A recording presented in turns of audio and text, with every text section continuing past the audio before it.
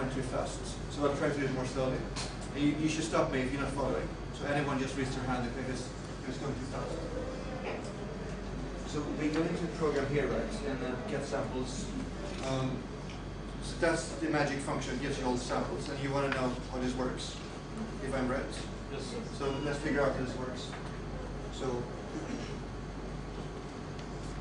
it's here. Okay, so the first thing to figure out here is this super long line up here. I'm going to break it up a little. You can break up the lines like this. If there's a dot at the end, it's okay to continue next time. Still there is one line. Source.from file is the important part. File is going to be the file name, gian day1/metadata.csv, and we do source.from file. This part you please ignore. We need it for this file, but we don't need it in general. And then get lines to seek. So I'm just going to do that part by itself in my REPL and see how it behaves. Here's my REPL. First I have to actually import scala.io.underscore because the source is in that package, so this is the imports. And then I do source.from file.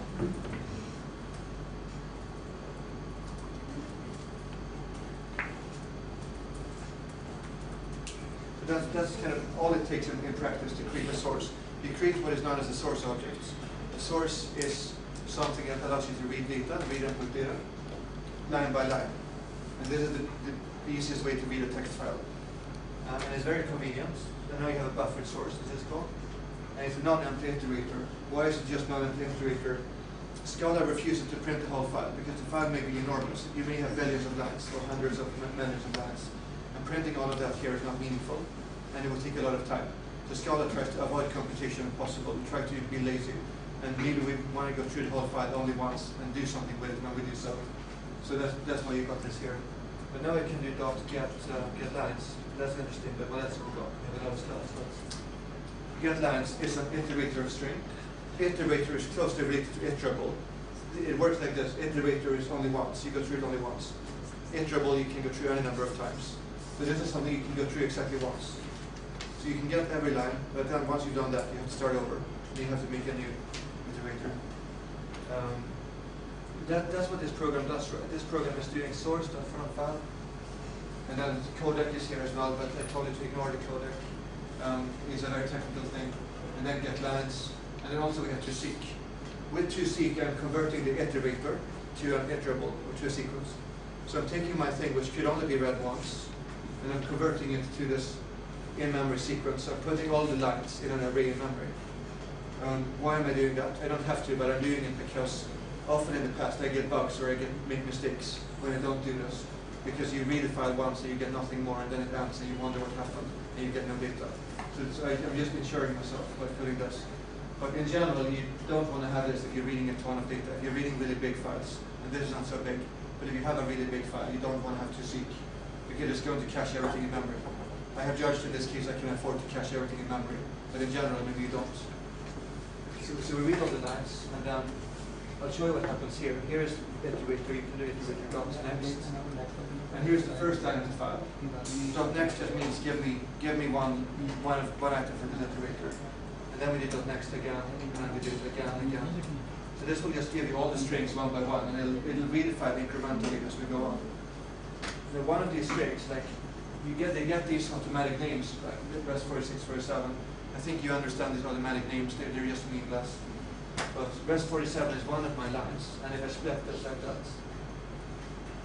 this is split by the tab character, because it's a TSV file, what we call a TSV file, tab separated values.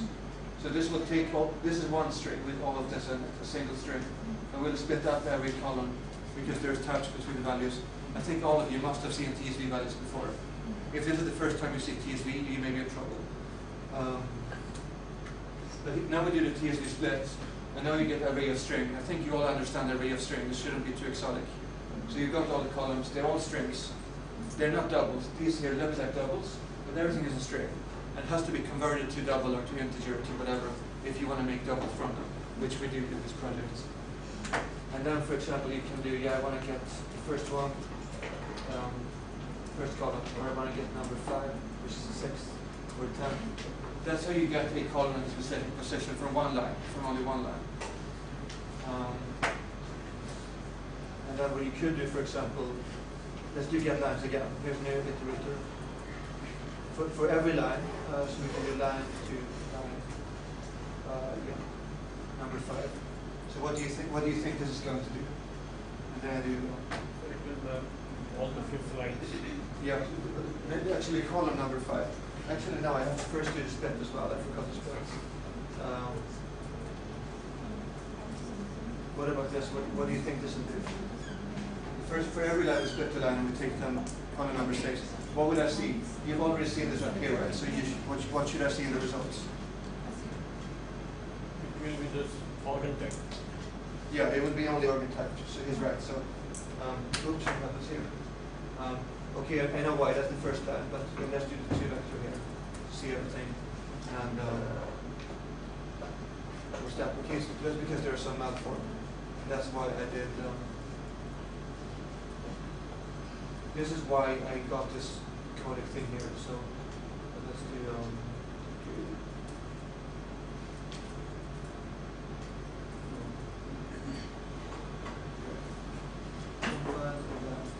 I'm going to put in also the codec. Normally you don't need this, but this file is from a Japanese source, so it has a strange file format, which is why we had to compensate for weird character encodings and some strange characters in there. Iterator is there. Let's try this. That's the one I want to get. So now you have all this liver. So column number 6 from every line, or number 5 if you start from 0. And if you have repeated values like this, you can deduct distincts to get only the unique values. And the unique values are organelle and liver. Yes, so has to be pre-selected. Never need them for you. So that's a kind of cool way of figuring out what's in a file. Okay, but so hopefully that explains to you. We get back to this. So now do you understand? This is getting all the lines, and then we store all the lines in memory. This is taking the first line. When you're splitting the file, basically it's going as a comma-separated document, isn't it? It's TSV. TSV to, when you are splitting it, they separated each of the strings by some comma. Oh, so the comma, I mean, it's these commas here. They come from Scala. This is not from the file. Scala is putting this here. So how it distinguishes between, like, you have 2,4 dinitrophenol or something you have written. So in that also 2,4 is given. So there are 2 different. If you go to the previous this thing, back to here, or the first line is the first line of this file. Yeah. So how do we distinguish between TSV and CSV? No, not TSV, CSV. Once you split it, you convert it to CSV file, or maybe in a format. Okay, so when I did a split, right? So here's my split line function. Here I know in advance. I know I'm going to process a TSV file. It is done. Yeah. But when you're displaying the file, there. Actually, comma is come by Scala. Yeah, these commas are produced by Scala. Can you just display the first line of the. Yeah, okay. So. Without the header line. Yeah, so. And then, so first is the header, right? And then. Okay, I have to get a new source. So the iterator was empty. And then we do this, and then next. So that's the header, and this is the next one. And there are tabs, right? There's tabs separated. Yeah, now if you split this line. Yeah. Split this, okay. Now, how to distinguish the liver A, then 2,4, these are two different things. On the right corner, 2,4 dinitrophenol. Okay, yeah. Actually, okay, there's a good question. So 2,4 is name of drug. So here's the question. So he's right pointing out a very good thing. There's a problem here because this belongs to one value, like 2,4 dinitrophenol. That's actually one name. So it's not 2 values, it's one value, but it's a comma. And the answer to that is these commas are here only to help humans. They don't have a technical meaning. So this is a printed printing, if you will. We are printing the array in a way that humans can read it. But it's only a best effort of Scala. Scala is not perfect. So Scala, when it prints an array, it always puts commas between the values like this. You can change that if you want. You can change the separator. But this is only a result of every time you have strings with commas in them, it's going to look like this. So if you want to solve this problem, if you want to have semicolon or colon or something instead of comma, you can make your own 2-string method. You can change the way this is printed. But the standard way of printing arrays is using comma, and it means you get this confusion. But it doesn't, those 2 commas will not get confused while you are choosing the column. They will not be confused by Scala. Scala will be fine, but humans may be confused. Because internally, Scala doesn't see these commas. These commas are only for human users to read. Internally, they don't exist. So it's only a visual rendering of the array. It's not the internal stuff. So internally, every value is separated very strictly, so they're in a way that cannot be confused. So while splitting also, giving splitting command, you can also give the delimiter also what delimiter you want exactly. You mean this one here? No, the split command. Yeah. You can also define your delimiters what you want to give instead of comma. Yeah. In that. So I'll teach you one thing that may be interesting here. If you got this, for example, I've got a couple of objects in a sequence. Then you can do make string. Make string is an interesting thing. So you can do that. You can take every element in the collection and you can insert some token in between. So I know if this is meaningful. In this way, you can make your own string method. You can put comma, for example. And then my split thing here, the rest file, I can do make string. And then with like double slash. And then you can get this kind of thing. So that's one way to get around confusion. That's just to show you internally the commas have no meaning. It is separated without those commas. So it's just for humans to read, nothing more. Is everybody comfortable with that? Everybody's fine with this idea? Yeah. Was it a no or a yes? Oh, yes. Fine. Okay, so we take line number 0, we split it, and then the type of the split. These are going to be the headers. Just the header line with all the header names of the CSV file. And then we do this header map, where we do the zip with index, right? So he's going to map sample ID to 0, and maybe organ ID to 5, and something to 6, and something to 7. It's just going to be a map here. So I can look up by name. I can look up where is organ ID, where is compound name, where is sample ID, and I can get the integer position. And that'll tell me organ ID is number 0. So for example, if we just do that as well. I got the headers in West 10. Split that. Split that with index. And then, okay, then this is just an array of string and ends.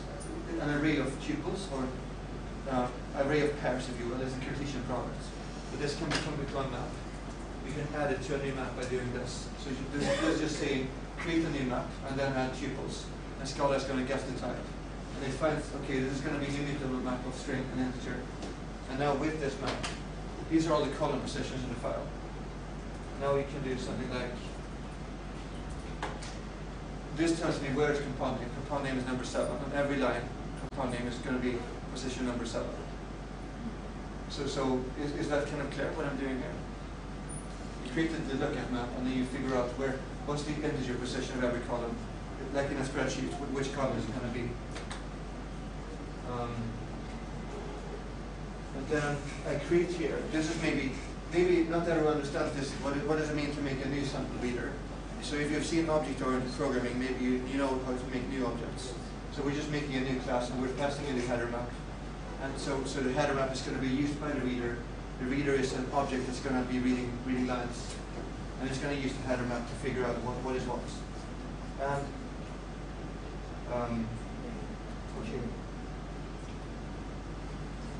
So sample reader is here. It's higher up in the file, and here is this get field function.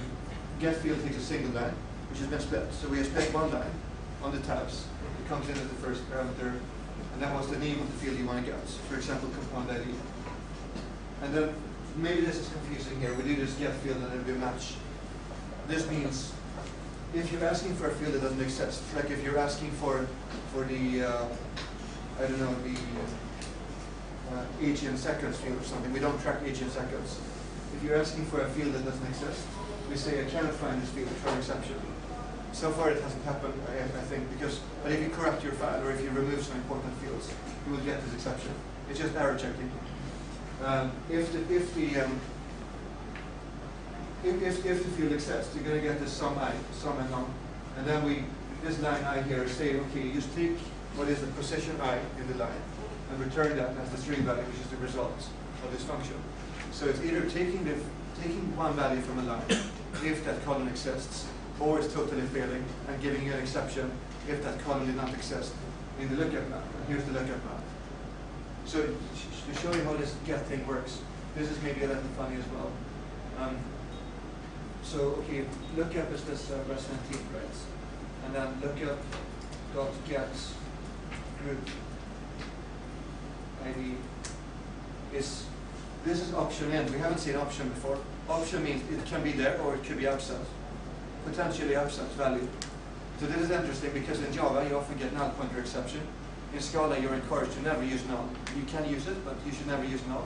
Instead you use option. And then with option you have either some or you have none. So if you do look at the get seconds each, then you get option in none. The point is this will never fail. It will never throw an exception. You always get either some or none. Whereas with Java, I think if you do a get and the key doesn't exist in the map, you get a null, and then you may get null pointer exception later on. So you always have to check for nulls. With Scala, if you use the options right, you do not have to check for nulls. Instead, you use the option to indicate that this thing may fail. So that means, you can also do it, the old way, what we do in the code is this. This is also possible. And then you get the value without an option. But then, if you do this for an invalid value, you get this exception, and that will stop your program. Your program will terminate. So you don't want to have exceptions.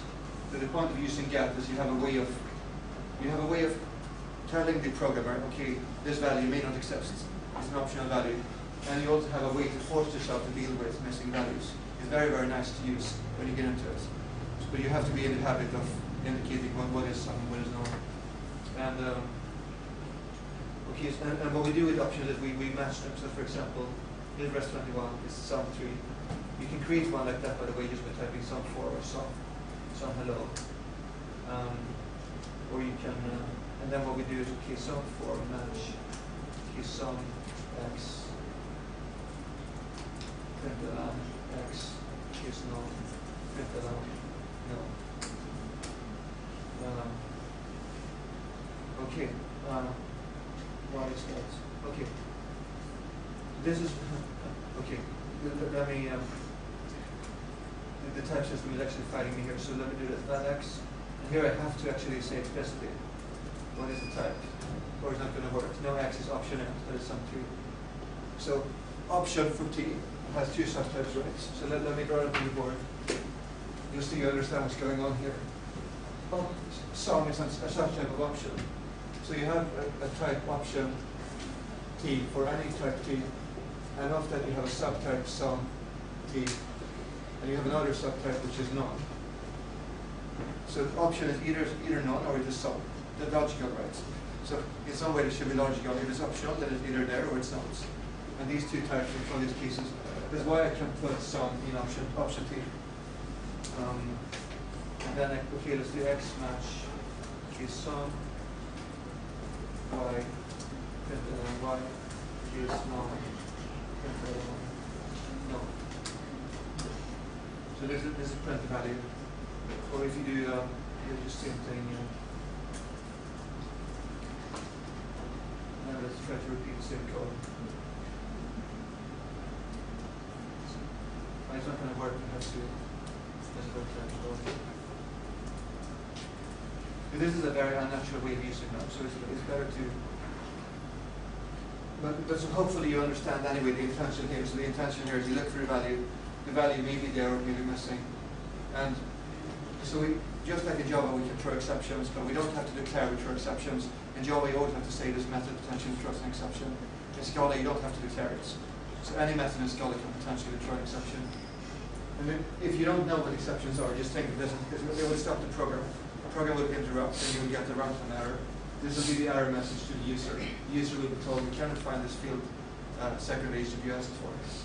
But this is the successful case, the normal case we expect. We expect to always get through the sum I here, where we just take the value from the line. So, any questions about this function? Is this kind of clear? Okay, I think this is clear. And then you have the get field, and then because you have get field, you can do read sample, and you've all seen this. So now we then take get field, and then we have the data, which is one line.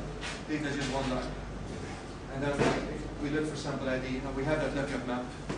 The sample ID is going to be some column in the file. We just get one value, and then we get all the values we want. And then for these two, we convert zeta to double as well, and then we construct the sample object. So is that making it a little clearer? Do you understand better what's going on?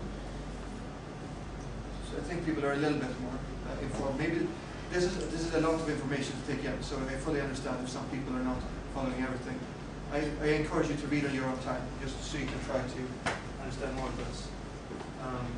If you're curious about this, there are some really great books, and I will try to find tutorials or tutorial videos or something, and I'll post some more resources in the classroom, so you can just learn about basic pattern matching, because this kind of match thing is a really cool thing to know about, matching with options.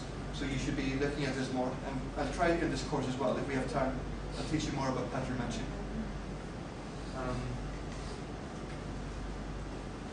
Okay, now what are we doing? Okay, so this, if we go back to where we left off, this was the task. Hopefully people still remember. Let's try to solve this, or I'll give you a little more stuff. I'll start to solve this together with you, and then you can tell me what to do, and we'll try to get through it together. I think it's still a little confusing for people. So we got the groups. So where do I start? So I think it's good to start with group by. That's probably the general idea. Or you can start with filter, for example. But let's say start with group by. So is that a good idea? It probably is good. So what should I do? What should I group by? Any proposals? No, we did by the dose. Okay, dose is one proposal, but dose is not enough. I think we should have at least compound as well and something else. So I've got here. I've got dot group here. Dot group includes compound exposure time and organ. So I'm just going to group by all these three: compound exposure time, organ. And this is defined as group. Every sample has this group defined by me here, so I can just use that. So let's group by that.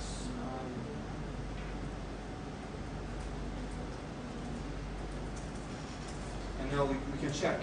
This is always fun and useful to check the type of the values you type. So this is map string interval sample. So for every one of those values, it's going to be an interval sample in the group. Okay, now this is not enough. We know it's not enough because controls and treated will be together.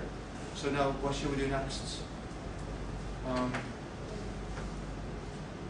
So whatever we do next, sorry. We should separate the controls and non-controls. Yeah. We should separate the controls and non-controls. So how do we do that? Groups among controls and non-controls. Yes. So all the low, high, medium will be under non-control. yes. So what do I type? When you give that underscore dot group, what signifies the underscore? Well, what signifies the underscore? Underscore is short for this kind of tissue, right? So it's short for invoking new method on the sample S, and S is going to be a sample right. So for every sample, we invoke this method group, and we check what it returns. That's what the underscore signifies. Just like in map and filter. So it takes a function that operates on every member of this collection, and then we group by the resulting value. Okay, so let's try this. So groups has many groups in it. So if we just get one group, let's take the first one and take groups that have, then we get one. It means the first one. And the actual group value is going to be string, and these are going to be the samples. This is going to be a partial incorrect solution, by the way. I'm just playing around here. You can follow along if you want, but it won't be correct. I'm just testing here. And then let's get the samples in that. Now I'm going to get underscore 2. Why underscore 2? Because if I have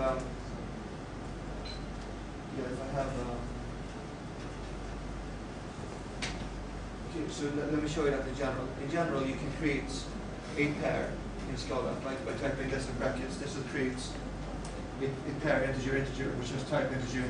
So this is also a valid type. It's not a sequence. It's just a coordinate pair or something. You can make that kind of as big as you want, up to 22, for some reason. And then you can do like underscore 1, underscore 2, underscore 3, underscore 4. That's how you extract the first, second, third, and fourth part from this kind of tuple. So that's what we're doing here. Underscore 2 is going to be, when I did a group by, these are going to be all the values in the first group, all the samples that are grouped together. And now these are the ones. Okay. Now I want to get only the control samples. So what should I do here? How can I take a collection of samples and get only those that are controlled? Any ideas?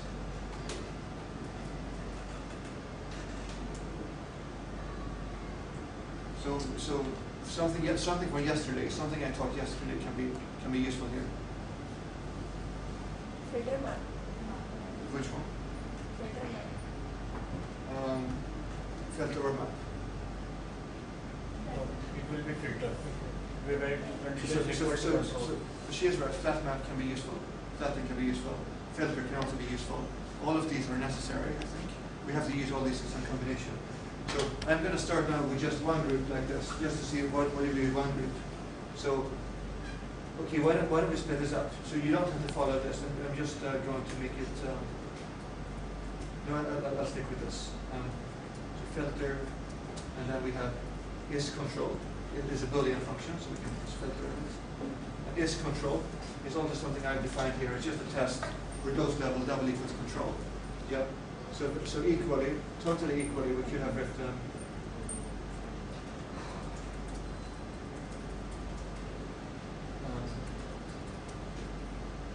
that's also a valid way of writing the same thing. So now we are extracting all the ones where dose level is controlled. This is a functional style of testing. So you can think of it as an SQL select if you like SQL. It has a similar kind of meaning here. And then of course we have non-control as well. So we want to get the treated samples.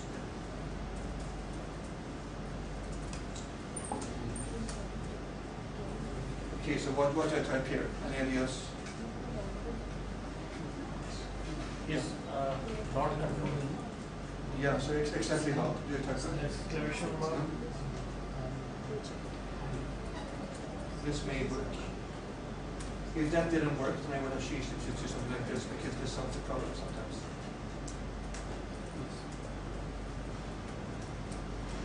Okay, so now we have treated samples, and we have non-controlled samples, and all is fine, except,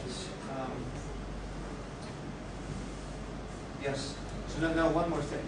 So now, in the treated samples, in the non-control, actually, let's not call it non-control, let's call it treated, just to be more consistent. So we're going to have all those levels in there, low, middle, and high. So we want to separate those. So how do I separate the low, middle, high here?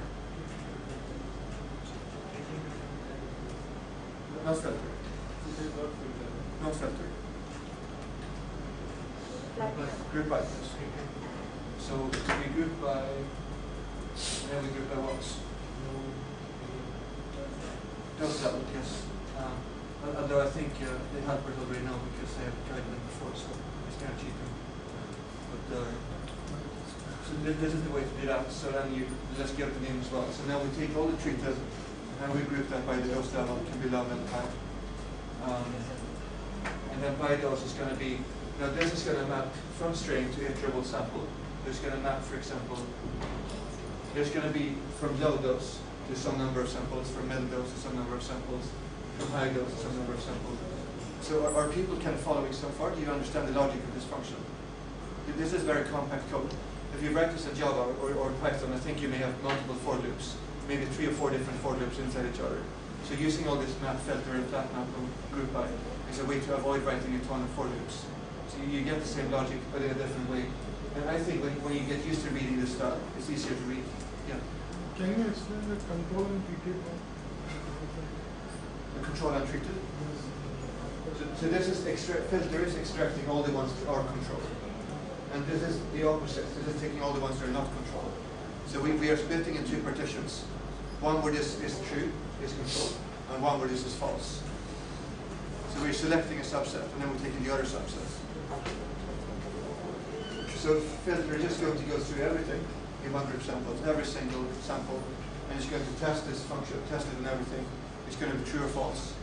And then it's going to return the ones that where it's true only. But one group samples will not change. Everything that we have a name for is going to be unchanged. All the new results come in a new collection. So this is for the immutable code. But now we're basically done here. So now we can do what do I want to do next? Now I have 5 dose here. I've got 3 different dose levels. How do I make 3 different sample groups from this? what should I do with vitals? No filter. Yes, If yes, you correct. Professor, we have to use map. Yeah, the map is correct. I think she said it first. So how do I use map? What do I do with it? Take those values and map it with the groups. Control and Yeah, maybe something like that. But map is the correct guess. So let's take the values of that. Values mean all the _2 values, and then we take. So it's going to be just one iterable and another iterable and another iterable. This is the type of that. So iterable of sample in case of tiers. Okay, and this is going to be color one dose. Now it's going to be 3 samples only in here, only 3. We have grouped and filtered, and narrowed down more and more to only 3 samples, as far as I know. So we take that, and they will be the treated ones. So sample group. Now we finally can create that. Finally we can make it. So we take, I think treated as first, and then control. So just check that. Yeah, treated as first, and then this has to be a sequence. So how do I make this?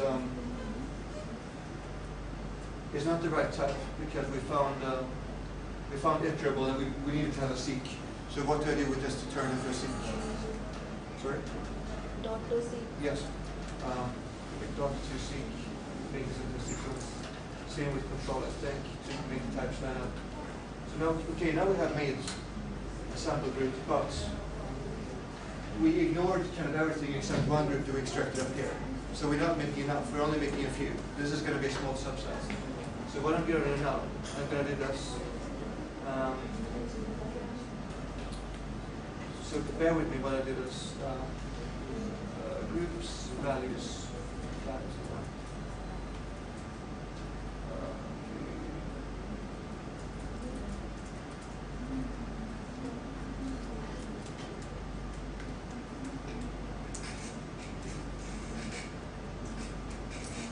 By the way, the thing I did just now, if your code is weirdly formatted, like this, it doesn't look nice.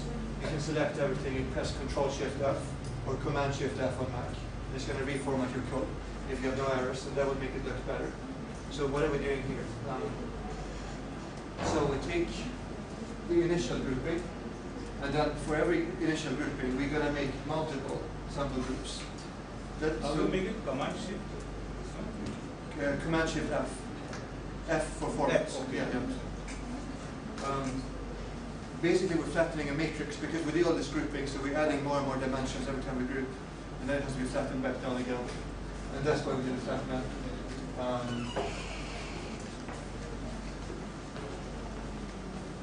And then this is basically one correct solution, I believe, to the function.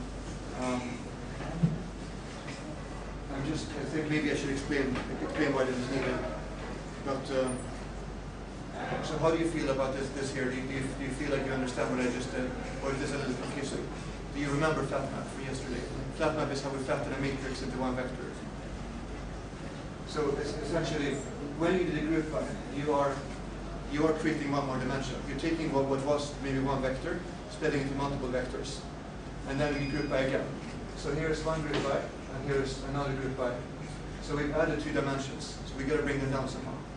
So that's why I'm using flat map, because I need to take it away. And you remember we can also do map, and then we can do it doesn't compile, but then I add here flat map again, and that's exactly the same meaning as flat map. So we map, and then we have maybe vector, vector, vector. Just to make that a little clearer. So then let's do everything like this. I'm just going to do now for understanding. This is not technically important. But let's say make it out like this. Now everything is.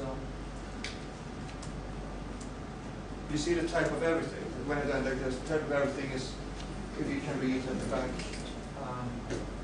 it's iterable sample group. So it's got 2 dimensions because this function expects to return only iterable sample group. That's why we have to squash it. So that's the justification for flat map. So I'll leave it like this. I would think of that.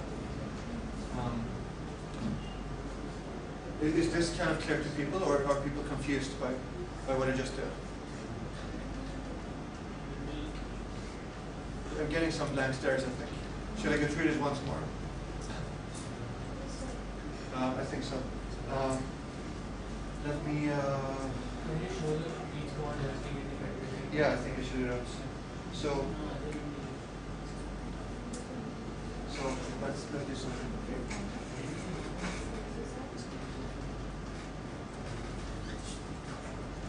I got to do this.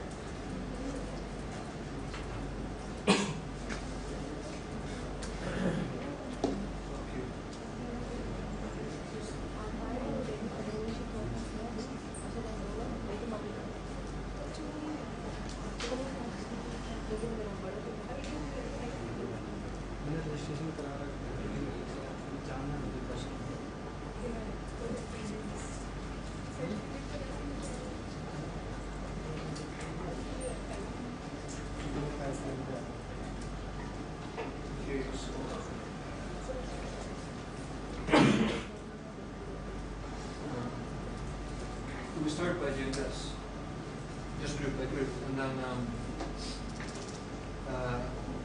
just to see what are it's kind of it's kind of too much to read, but let's try to make it a little clearer.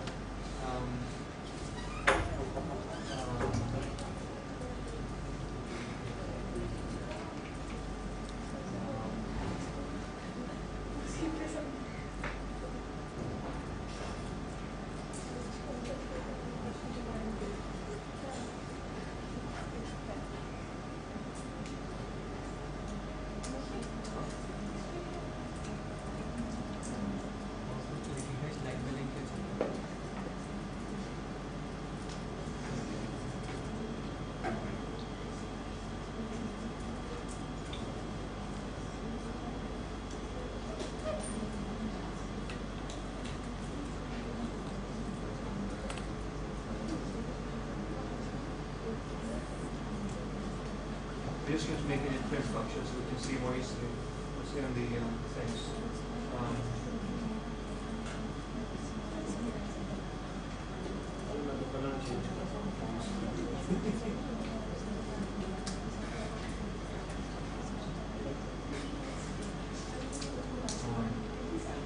I'm not sure it's not put into a different print function. Let's do this.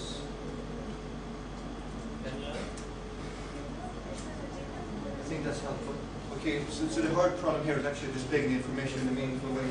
But this is what we get with the first group. We do the first group, and this is one of the groups, only one of them. And the keys we have are these are the names of the different groups. So all these have been grouped together, all these have been grouped together, all these have been grouped together, and so on and so on. So rest 15. If we just focus on the types. The type of reference 15 is meant from string to seek sample. So that's the dimension there. So that's the first step, and then the second step was, I think, the filter. So, okay, so we just take one of those.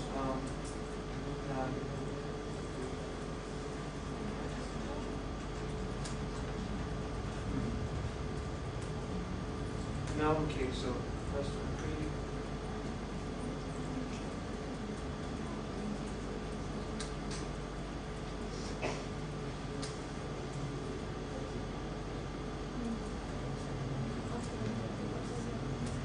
Here are the ones that are controlled and not controlled, right? This is the is control. This is the is control part. This is the is not control part, and this is the kind of friendly way of printing it. And then you get this. So that's the next part we did there, and then so rest 25 is treated. So let's give it the name treated just so we don't get confused. and we can give the name control to X24. And then we do X25, and we do group by. And now we regroup by those levels. So now we're inside one of the first groups. We've done a top level grouping, we do filtering, and then we do a second level grouping. And this is after a second level grouping.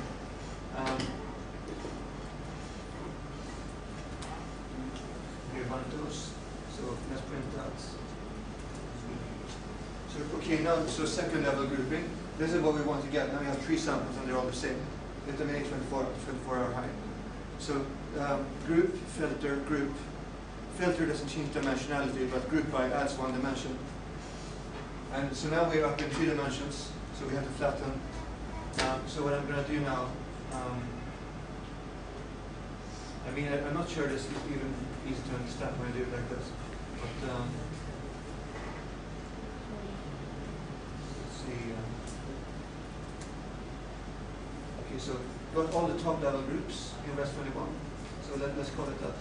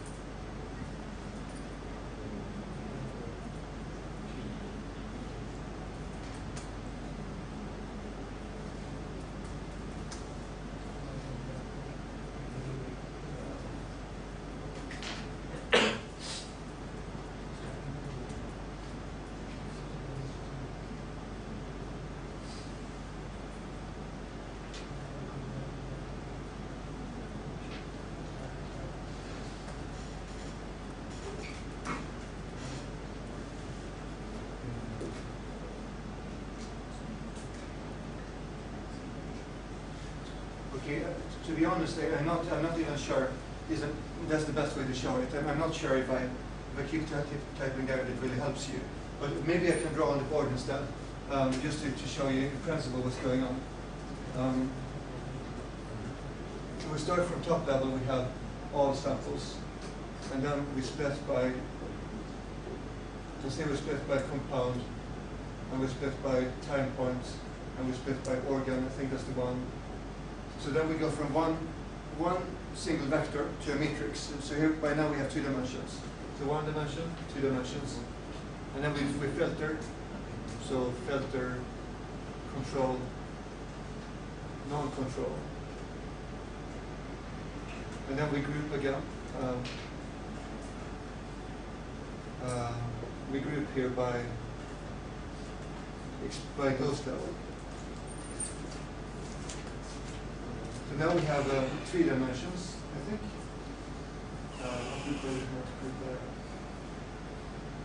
So I'm surprised that we don't flatten. Why don't we flatten twice? Did I get something wrong? I'm expecting we should have 2 flatten, but we only have 1 flatten. Group values now.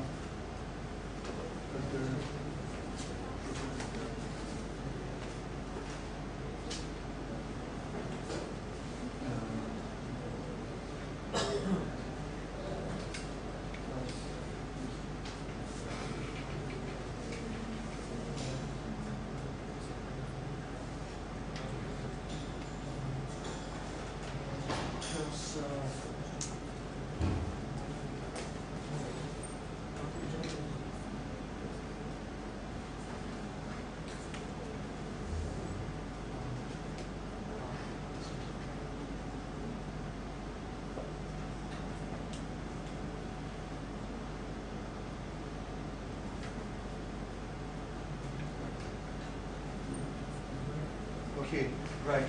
So the reason why we only flatten once and not twice is that when we construct sample group,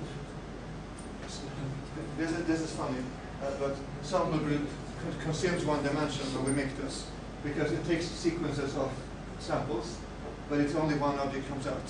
So sample group kind of takes vectors and collapses them into 1 object. That's why we don't need to flatten twice. So that's what's going on. We go here and we group here, and we group here, and here we make sample group. So now we've done the 2 dimensions, and then we plot them. And 1, and then the final result is going to be something like seek sample group.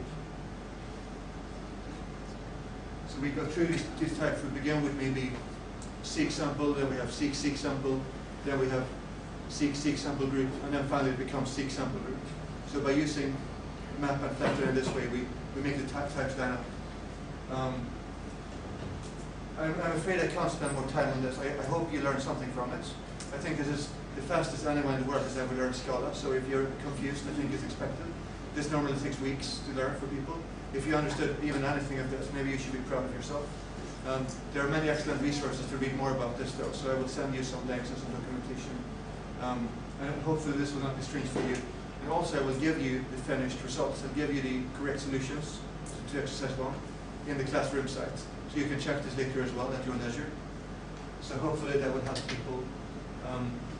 What I want to do, let's say we stop the exercise there.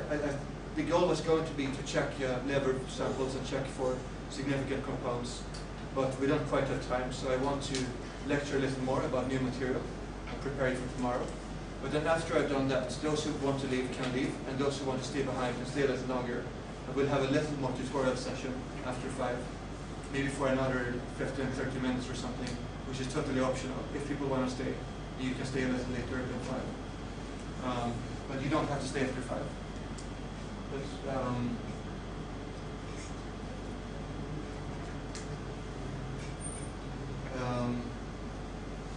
But I hope you got some interesting ideas at least from the exercise. And I think today you got to spend some time thinking about the program in Scala. So even if it's all coming very new to you, I think you are developing some intuition, some ideas.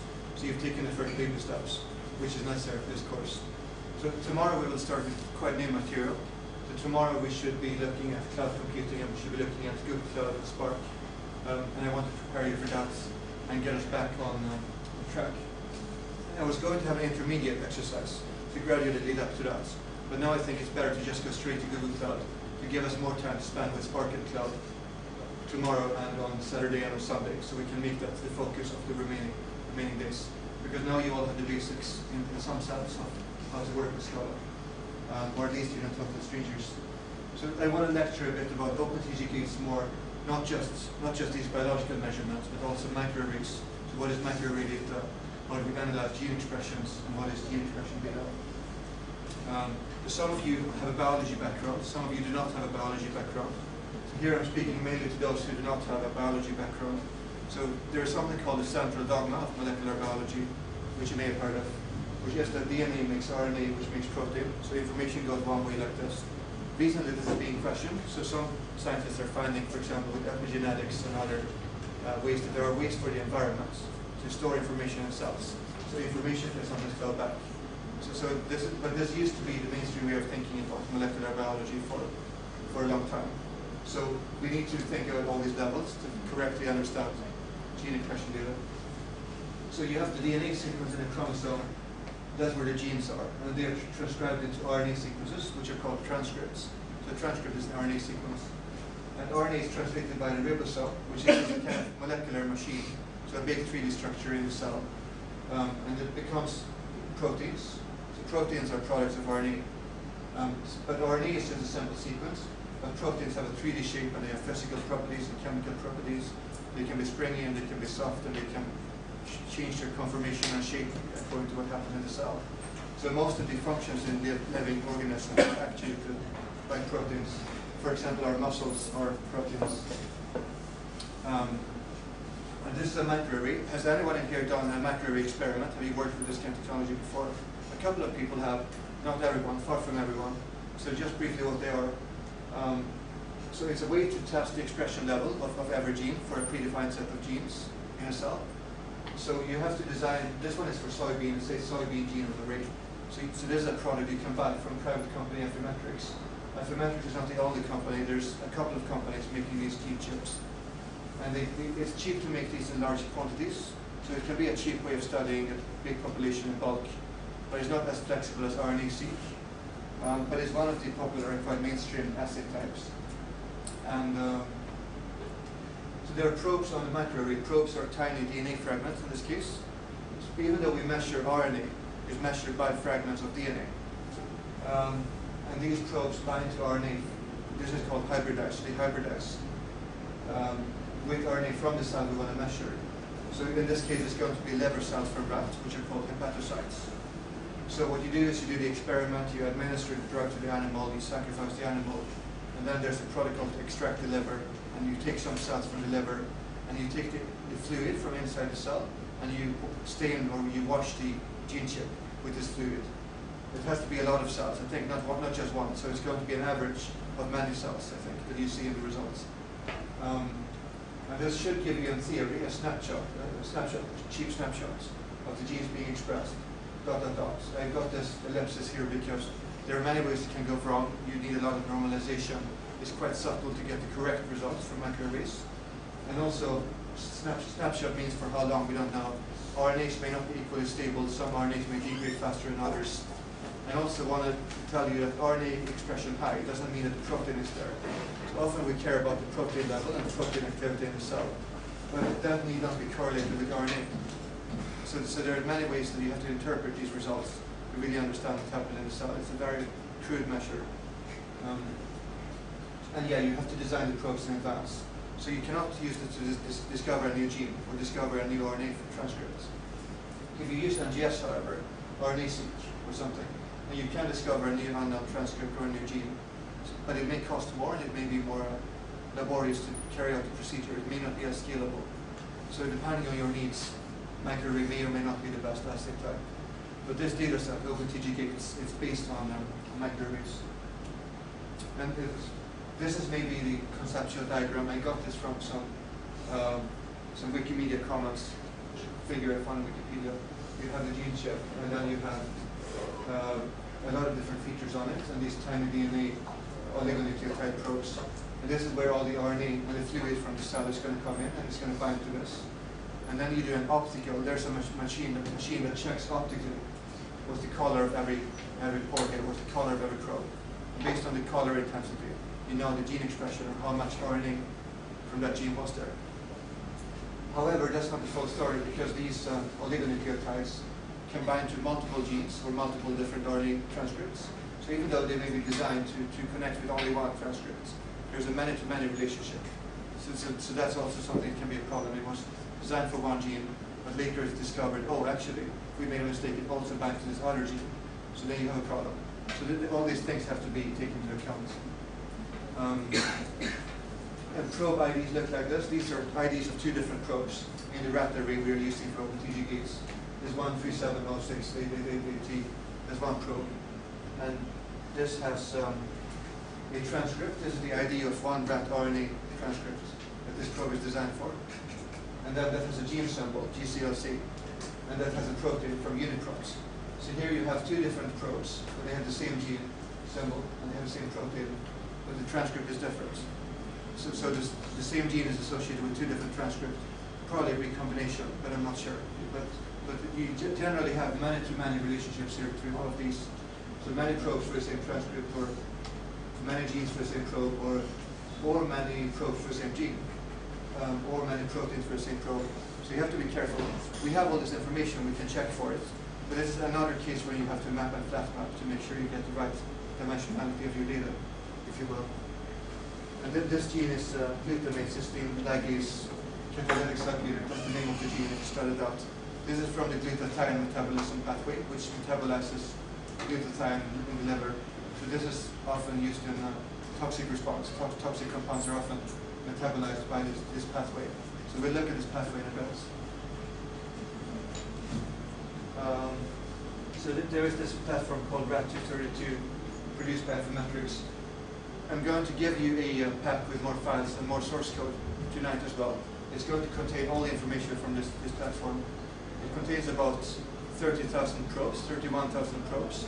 That's the size of the rat platform. And for human, we tend to have 50,000, and for mouse, 40,000. So the number of probes varies depending on the species. It's made by this company, Affymetrix. And often you also need external data sources to complement this. Even though the annotation file has all these things, that gene, proteins, pathways, geoterms, tails, transcripts. You may need additional information to supplement this to make an analysis. I don't know if all of you know what these are, but I'll show you pathways and that's geoterms or gene ontology. So gene ontology is a way to annotate genes with semantic meaning, functional meaning. So it can be cellular components or a biological process or I think a molecular mechanism, I'm not sure. Molecular function. There are three different main hierarchies. So this is a way to annotate every gene with some hierarchical notion of what does it do and where does it do it in the cell and what's the process. So that's one way you can look for high-level meaning if you have a set of genes. So let me show you briefly what that looks like concretely. This will be alarming as well. It will be a little scary. This is again on day 2. You're going to get this soon. And the file is the RAT230 and A35 and CSV. So it's a CSV file, and it's really big. Basically, even though it's this is the idea of one probe up here, and then you got the line with all these fields. And here's all the annotations for just one probe, and you have 31,000 lines. So we will parse all this data as well, but you don't have to write this code. We will write it for you. And you got here, these are geoterms. So ATP catabolic process is one geoterm.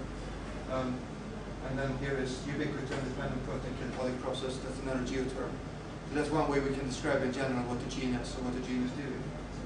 And here is what transcript ID, chromosome location, maybe a chromosome ID. So where does the gene come from? And this is the ensemble gene ID. So some of you may find some things you recognize in this file. If you don't worry. And that file is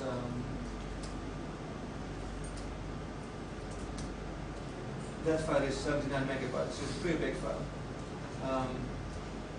That's the RAT232 platform. And so that's the platform which describes all the probes. And we also have gene expression. So this is the way the data was prepared for this course. So you have the what is called cell files. I think some of you maybe have seen cell files if you've done microarrays.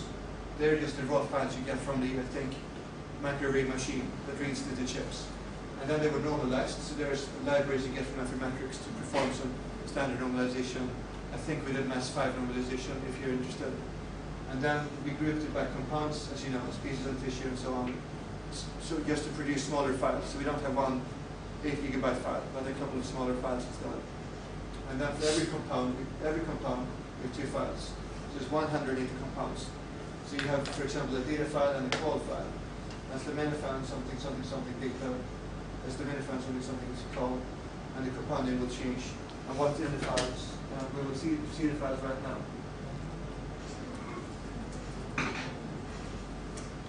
So here is one of those files. This is also a very plain CSV file. So first here is of course the sample ID. You've seen this before. And then here's the probe ID. First column is probe ID. And this is the raw intensity for that probe, for every sample. So here you see, for every probe and every sample, what was the RNA measured, what was the raw intensity. That's in this format.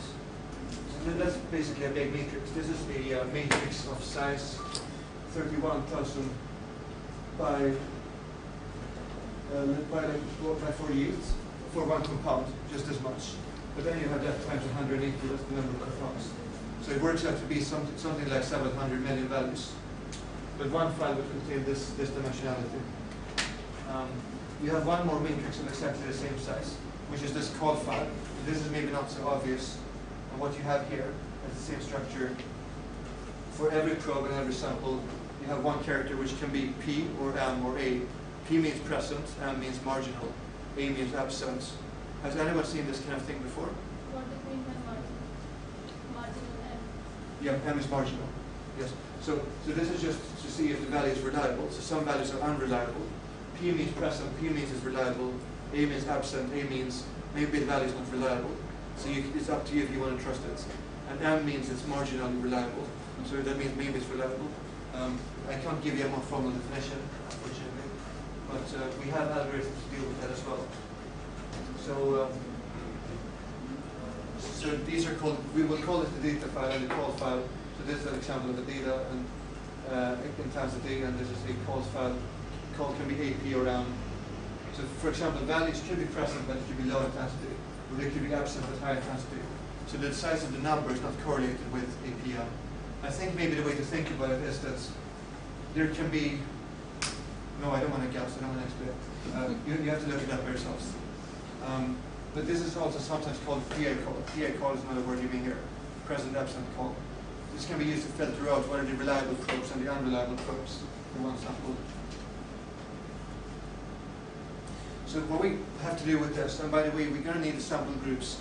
So today we just spent maybe 1 hour constructing sample groups with treated and controlled samples. And we're going to need that again. That's an essential part of the next exercise. Because, so all these gene expressions always change, even if you do nothing. If you take a rat and you place the rat in a box and you do nothing, all the genes are going to keep changing because it has circadian rhythm, it metabolites, it respirates, maybe there's some stress, or maybe there's some light, or something in the air. So living things always metabolize. So the gene expression is never constant. So you can't take the rat and compare gene expression at 6 hours is twice as high as it was at this rat at time 0.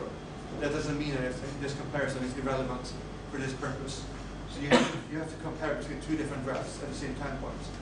So we want to compare treated at 6 hours with treated with control at 6 hours. That's the only way to get a significant value.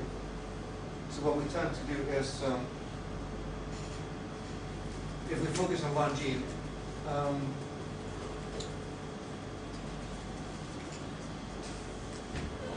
suppose you have treatment values for just one gene, so T1, T2, T3. So we take, let's say, take the mean of this vector, T1, T2, T3, and then we say we have for the same gene in the same conditions, control 1, control 2, control 3, we take the mean of these as well. And then we take log base 2 of the whole thing. So log 2-fold is what is called. And we can also take an individual sample up here, so you can take just T1 or T2 or T3 on the top.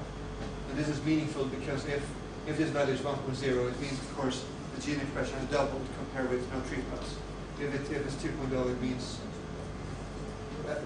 4x. If it's 3.0, it means 8x. So it gives you an interesting way of comparing gene expression values between treated and control. And this is kind of a standard concept to be aware of. This is a metabolic pathway. As it says in the picture, this is glutathione metabolism. So there's an approach called systems biology. So if we get time, what we'll do in this course is a little bit of systems biology. And one of the main things you study is metabolic pathways. And this is kind of studying how different genes go together as a circuit, or as a gene network, if you will. And what happens is one gene metabolizes something, and the metabolic product goes on to be metabolized by a different gene, and the product of that goes on to be metabolized by a different gene.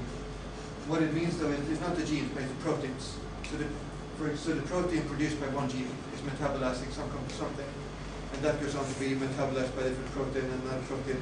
So the network of proteins. We call it a gene pathway or a gene network, but it's actually a protein network.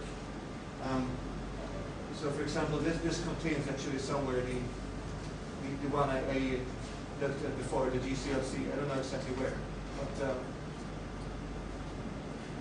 how to read this. These different numbers, like 11142. This is from the enzyme consortium, an EC number. This can correspond to many proteins, and depending on species, could be rat, or could be mouse, or could be a plant even, or could be a fruit fly. This will be a different gene or a different protein.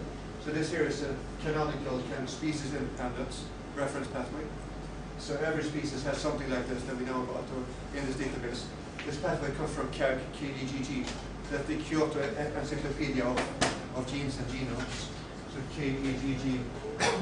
Unfortunately, we can't really use KAG in this course because it's not allowed to use KAG data for free, or I have to talk to Chandra about licensing. So we may use a different pathway database called Reactome. I think maybe some of you must have heard about either KAG or Reactome before. They're very famous databases. So this is one way you can look at your genes. You can look at what is the probe and then what's the gene expression. Yeah, you use it. Yeah, sure.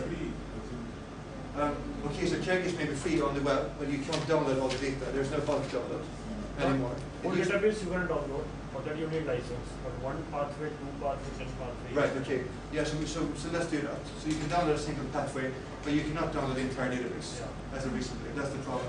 But actually you're right, so we should try to use KAG, because I prefer that over reactol. I think Keg is more standard. But depending on what people like, you can feel free to use whatever you're comfortable with. But Keg is the recommended one. So what you would do though, to complete this argument, you would look at gene expression for every enzyme, i.e. every protein, i.e. every gene. You go from protein to gene to then RNA as a probe. And you can see, oh, this part here is really active after your compound came in, or this part here is really inactive, and that can help you to have a hypothesis about how was that compound metabolized. This is not enough by itself. It's a very crude approach to analyzing a compound. But this is maybe one of the useful ways that you can get some coarse idea of how does this compound affect metabolic pathways or affect organs, let's say, in the body metabolically. So this can be a starting point, but it's maybe not enough by itself. Yeah, so like I said, so use the direct form of metabolic pathways, and it's one way to understand gene expression in terms of higher order concepts. And that's the link to this pathway, and I'll give you these slides later on. So, okay, what's the timing? I think I'm almost done with this lecture, so I think I'm wrapping up the lecturing. I'll just tell you about this thing though, what I call exercise 2. And then we'll do a little bit more workshop, and those who want can stay here, and those who want to go can go. I'm going to give you on day 2, there's going to be a day 2 pack. With more code that you can run as this. It's going to be runnable from the start. And it's going to load in gene expression for acetaminophen. So you'll get acetaminophen data in the pack as well. Everything you need. So you can use that to analyze one compound. And it computes for you correctly log to fold values and p-values for every gene for that one compound. So these algorithms have been done for you. So if you want, you can try to use this project. Try to understand how it works if you can. And try to find the most significant gene for acetaminophen. Even if you can't do that, just maybe look around a little bit and try to learn how that code works. Because tomorrow we will use very similar code on the cloud.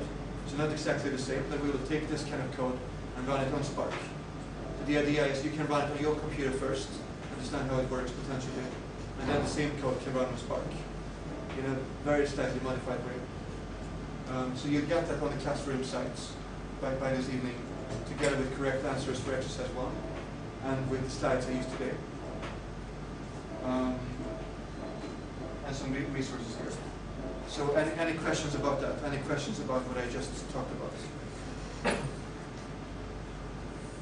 Okay, so I think everybody's fine. So I think you learned a lot of things today, so thank you for keeping up. Hope to see you again tomorrow when we start with the cloud stuff. And like I said, you can stay behind for a while if you want, but if you want, you don't have to. So it's up to you. So thanks for your attention.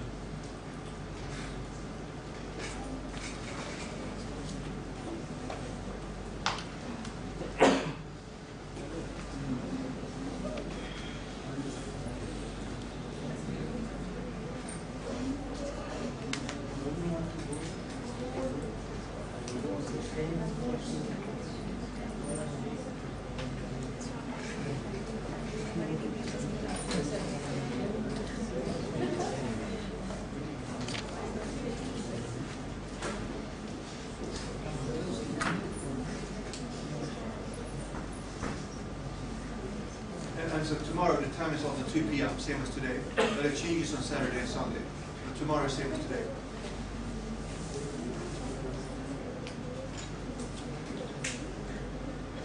Oh, you're waking up.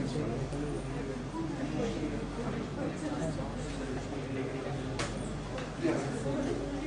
Just stop, right? So I'll put something on the